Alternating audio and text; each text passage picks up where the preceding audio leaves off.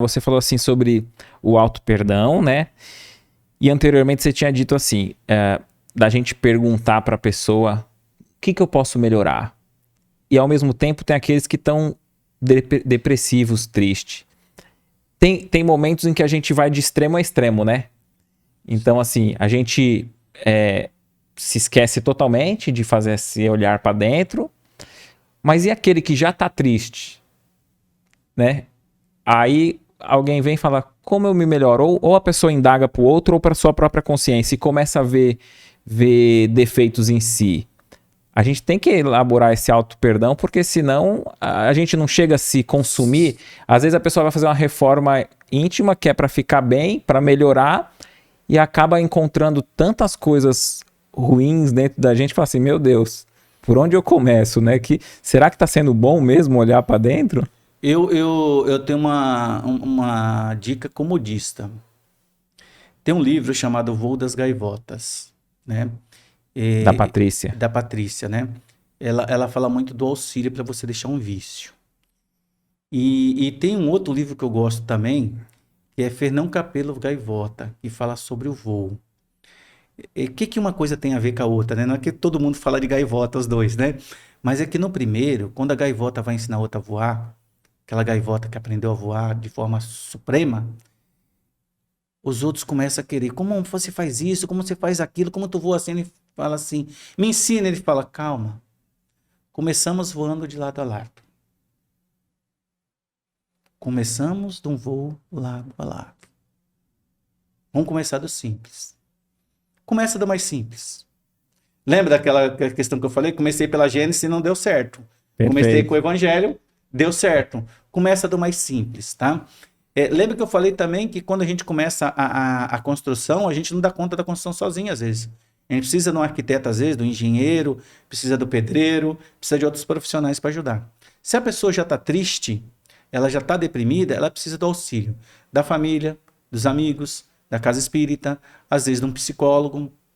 Um dia eu peguei um caso muito complexo no atendimento fraterno e que a pessoa foi falando as coisas para mim e eu falei assim, Senhor, meu Deus, o que eu falo para essa pessoa? Porque vocês vão ter que soprar para mim, porque eu não sei o que falar. Era tanta coisa que ela foi colocando para fora, Tantos problemas? problemas, e assim, tu ia ficando assim, eu já estava entristecido só de ouvir a pessoa falar, eu não sabia o que falar para a pessoa.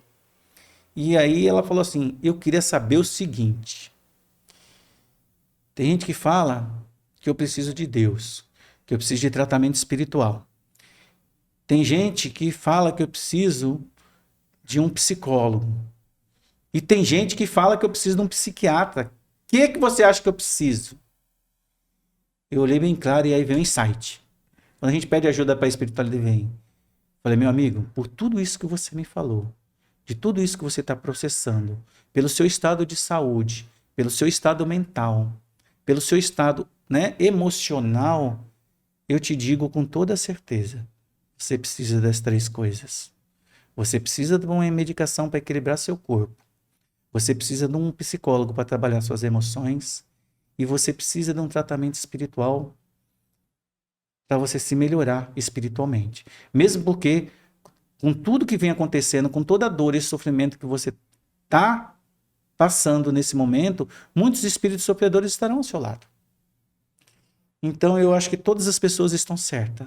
Você precisa fazer as três coisas. A pessoa parou, ficou olhando para mim, eu falei, pronto, esse não volta nunca mais, né?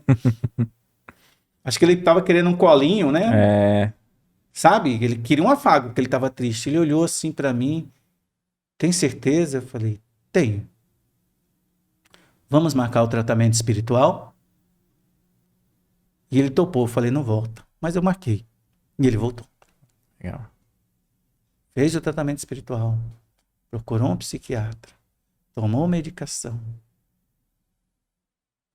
Acabou por ter um acompanhamento com um psicólogo e virou trabalhador da casa espírita. Olha que bonito. Sim, sim. Houve reforma íntima aí? Com certeza. Ele teve o querer dele ali, né? Ele poderia ter falando assim, eu venho para casa cheio da dor, cheio de coisa, vê esse infeliz aqui É, e fala que todo mundo tá certo, que só eu que tô errado e que eu tenho que fazer tudo isso.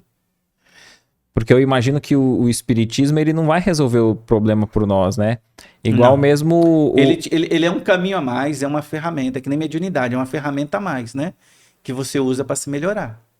E junto com isso, com esse apoio que você diz que a gente tem que ter daqueles que estão ao nosso redor, familiares, né?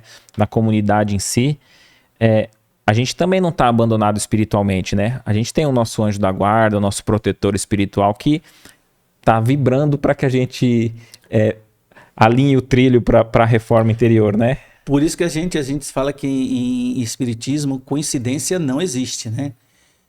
Que existe a divina providência. E muitas vezes a divina providência vem desses irmãos espirituais que trabalham ao nosso lado, dando-nos sustentação, né? Nos auxiliando. Muitas vezes a resposta vem de um amigo, de um colega de trabalho, de uma pessoa na fila, né? Você está ali numa fila qualquer e alguém fala alguma coisa e você pesca, ou de repente num podcast desse aqui que a gente tá batendo um papo e a pessoa ouve aquilo e fala, nossa, serviu para mim, né? isso parece que foi para mim, não parece, meu irmão, foi para você. A espiritualidade organizou esse momento para você ouvir isso. O que você achou desse corte? Coloca aqui nos comentários a sua opinião sobre esse tema. Para ver o episódio completo, é só pesquisar Recomeçar Podcast Espírita. E caso tenha ficado alguma dúvida sobre a doutrina espírita, é perfeitamente normal. Procure ler as obras de Allan Kardec.